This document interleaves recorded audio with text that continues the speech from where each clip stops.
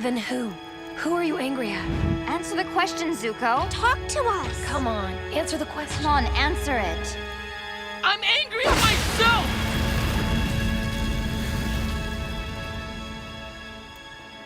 Why? Because I'm confused. Because I'm not sure I know the difference between right and wrong anymore. Avatar: The Last Airbender is more than a kids' show. It's one of the most sophisticated character studies ever put to animation. And at its heart is a boy with a scar, a prince without a home, a hunter chasing something he'll never catch. Prince Zuko begins the series as the antagonist, scarred, banished, obsessed with capturing the Avatar to reclaim his honor. But honor isn't what he's really searching for. What Zuko wants is simpler and far more human. He wants his father to love him, and that scar on his face, that's not a battle wound. That's a brand, a permanent reminder that he spoke out of turn, that he questioned authority, that he showed compassion when cruelty was expected. His own father burned him for having a conscience. Zuko was 13 when it happened. He'd been invited to observe a war council, an honor, a sign his father was finally acknowledging him. And during that meeting, a general proposed a strategy. Sacrifice an entire division of new recruits as bait. Fresh soldiers, children essentially. Throw them at the Earth Kingdom as a distraction while the real attack came from behind. And Zuko spoke up, said it was wrong, that you don't treat soldiers like disposable pieces, that these were Fire Nation lives. The room went silent, because Zuko had just committed an unforgivable act in his father's eyes. The general demanded an Agni Kai, a traditional fire duel to restore honor. Zuko agreed. He was young, confident. He thought he'd be fighting the general,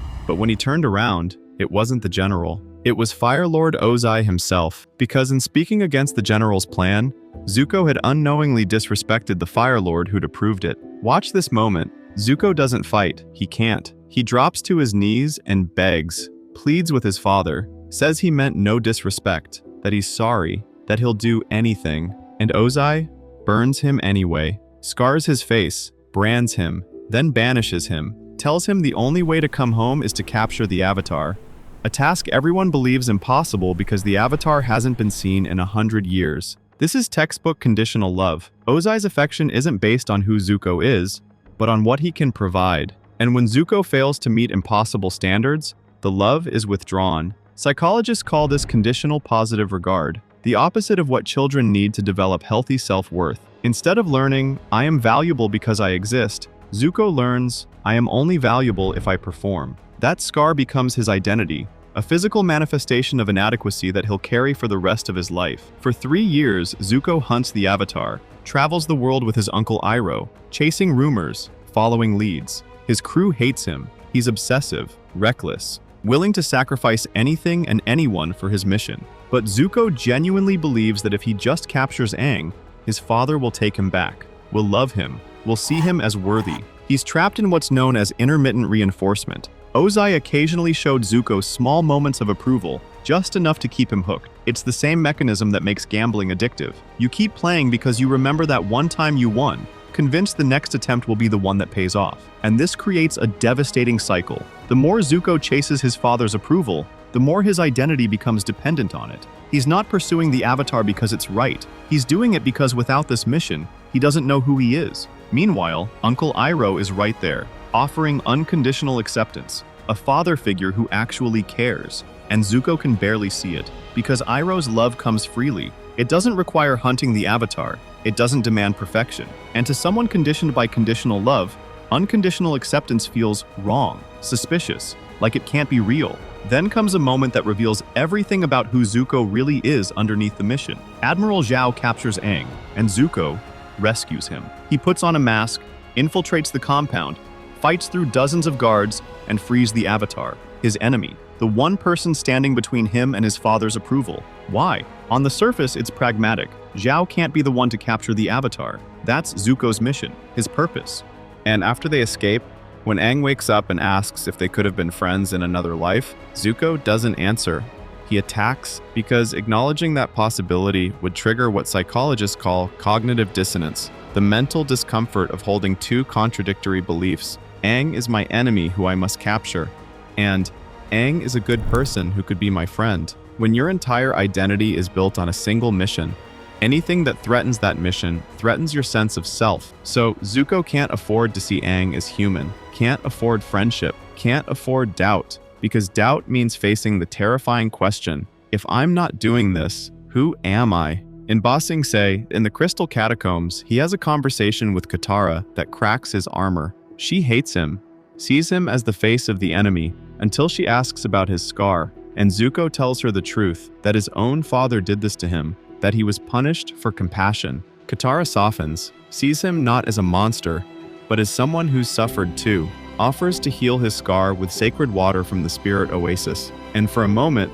Zuko is ready to let go, to stop chasing his father's love, to accept healing. Then Azula shows up, offers him everything he's wanted.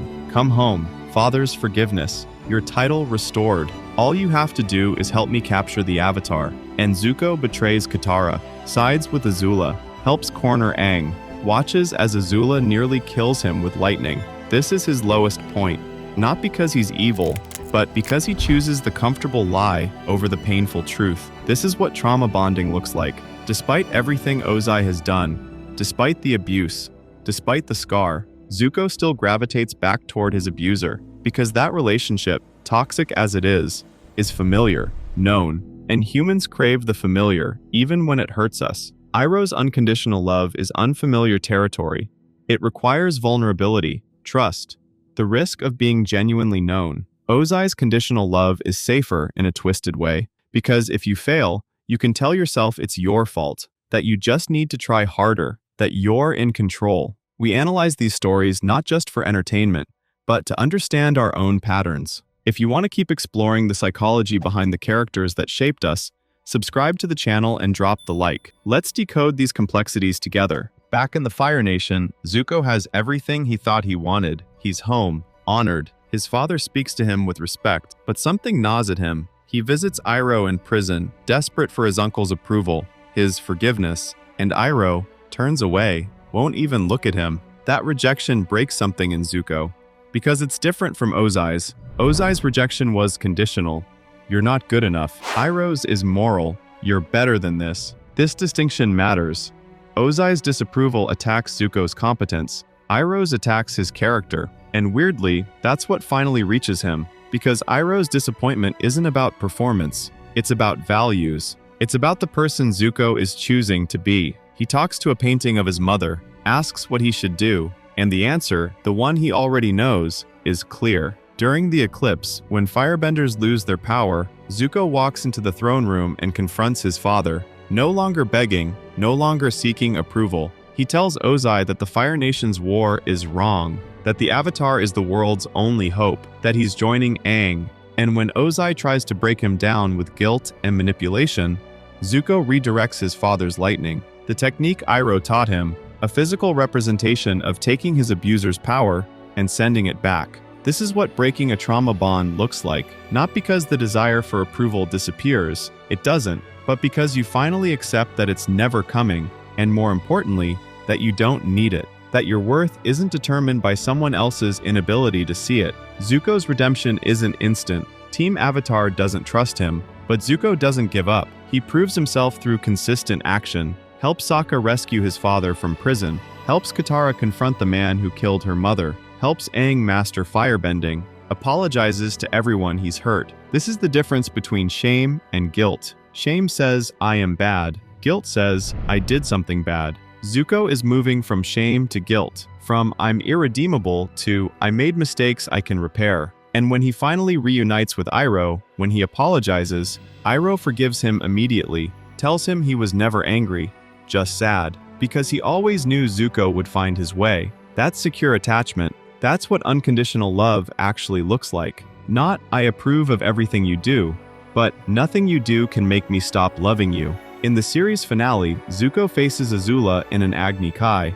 the same ritual that scarred him, but this time, he's not fighting for approval, he's fighting to protect people. And when Azula tries to kill Katara with lightning, Zuko jumps in front of it, takes the hit, nearly dies. The boy who was scarred for showing compassion nearly dies because of it again, but this time it's his choice, and that makes all the difference. This is what post-traumatic growth looks like.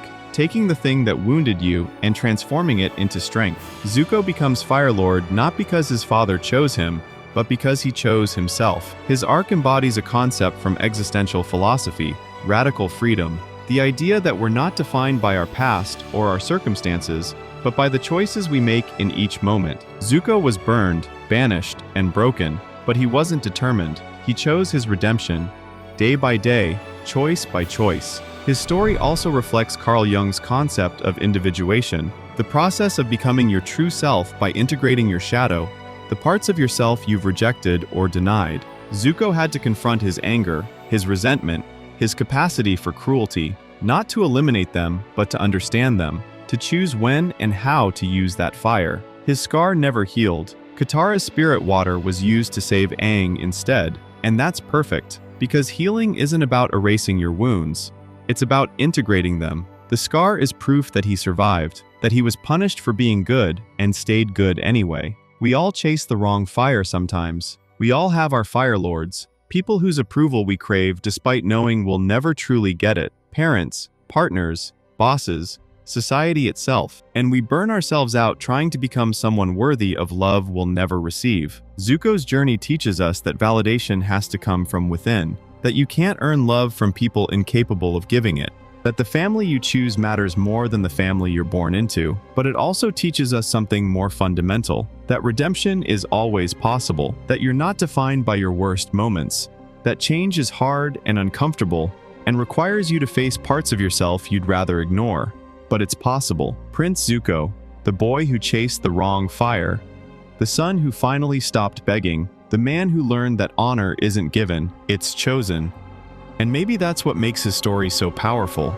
Not that he became perfect, but that he became whole.